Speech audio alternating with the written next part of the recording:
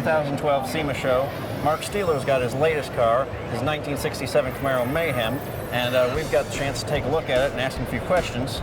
And the first thing I got for you, Mark, is how do you continue to keep 67, 68, 69 first-gen Camaros new and different all the time? Well, I mean, I kind of look at like what Porsche did back in the 60s. They came out with the 911, and they just keep on refining the 911.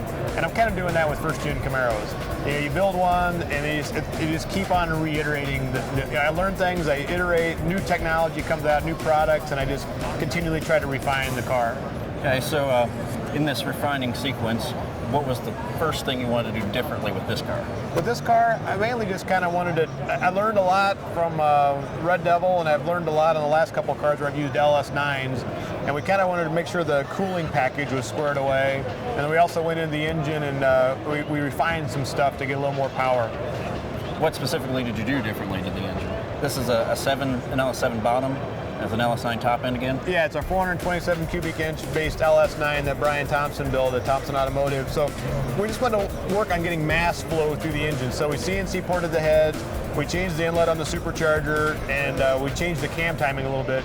So we moved the torque band up, which is basically moved the horsepower peak up a little bit. So we're already traction limited, so we wanted to kind of keep the same torque levels a little kind of leveled out, but we wanted to move the horsepower up to a higher level. So, since I know you're a GM engineer, when you approach a problem with a car, do you approach it from an engineering standpoint or do you approach it from a driver standpoint? Usually an engineer. I'm engineer first, so you're looking at things like the compressor efficiency curve of the supercharger and things like that, and I'm talking to a lot of my friends that are really smart guys that really know a lot about this stuff and trying to pick their brain on how we can take the lessons that we learned earlier and refine it to make a better car in the future. So a real good friend of mine, Dave Michaels, and I spent many a lunchtime, trying to figure out how to make this car a better car. So at any point, do you ever feel like maybe you've overthought something, you've made it more difficult than something should have? Oh, definitely. Like this car is all set up for an E85 fuel. We were going to try all this crazy stuff. We just ran out of time. So, a lot of the things that are in this car are a little bit overbuilt because we were toying with the idea of going to E85, and we're just not going to have time to try that out. So what was the desire to go 85?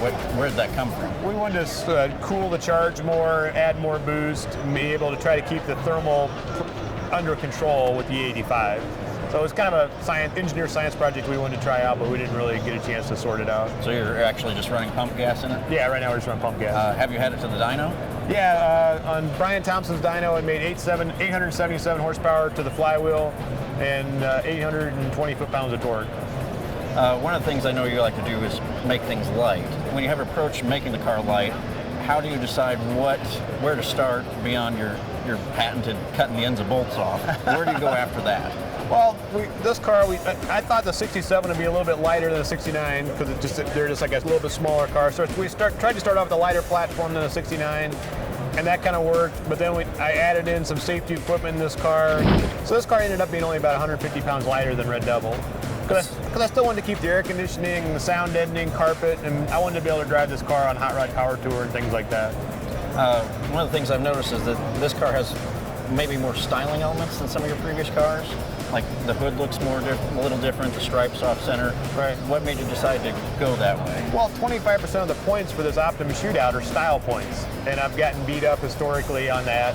So I thought, well, I'll try to make the car look a little more distinctive. I'll try to work a little bit harder on the style points and try to get it squared away. Another thing I've noticed about all your cars is that everything looks very factory correct, like maybe GM themselves did that. Is that something that just comes from you being a GM engineer, or is that more of a personal thing, the way you want your car to work? It's more of a personal. I'm a very form follows function kind of guy. I like things to look nice but be very functional. I really appreciate a lot of builders that hide all the wire and hide everything. You walk up and the engine bay looks very sanitary. But I take my cars to the track, I beat on them pretty hard, and I want to be able to get in there and fix things fairly quickly. So I have a much more form and function kind of a styling for my stuff. One of the things I know you like to spend a lot of time on is the driver's position, on where the controls are and how that is. Is there something you could recommend to somebody when they put their car together? Just concentrate on that. You got to feel comfortable in the car to drive it fast. So to me, if I'm comfortable in almost anything, I can go flat out.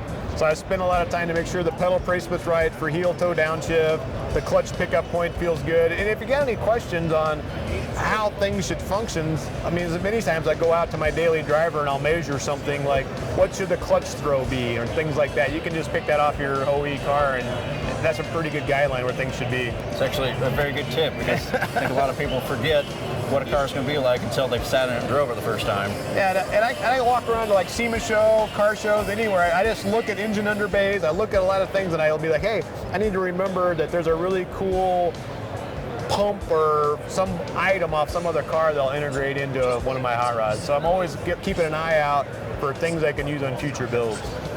So how often do you really draw from other people as opposed to building the car directly in a garage by yourself? I draw a lot from a lot of people. Like the Ring brothers, they're here, and I look at their cars, and there's a lot of styling cues they do I think are super cool. And I've picked up that stuff. You used, by the nature of being in the industry, you pick up things from other people and other things you see. Do you feel like you've really exhausted the first-gen Camaro? Oh, definitely not. I mean, there's, it's funny. It's kind of like these first-gen Camaros are kind of becoming like 32 Fords. People thought you could never do another thing to a 32 Ford. People are still building them, and they're still good cars. These first-gen Camaros are going to keep on being built, keep on being iterated. I like to try to keep them so that they look like GM had them, just tweak them a little bit, but not go crazy.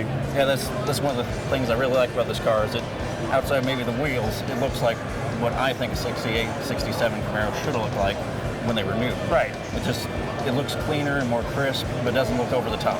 Yeah, and it's like, 5 years from now, it's not going to be like, hey, that's a 2012 car. It's going to still look relatively current.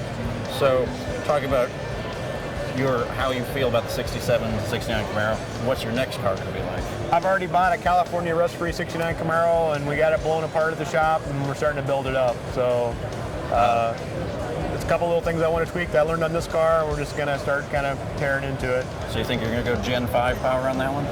Gen 5 power won't be out yet. That won't be all. It took a while for the industry to adopt the LS motors. Mm-hmm. So now people are really engaged with LS motors. I think the Gen 5 will be the next evolution. It's just going to take a little while for that to catch up.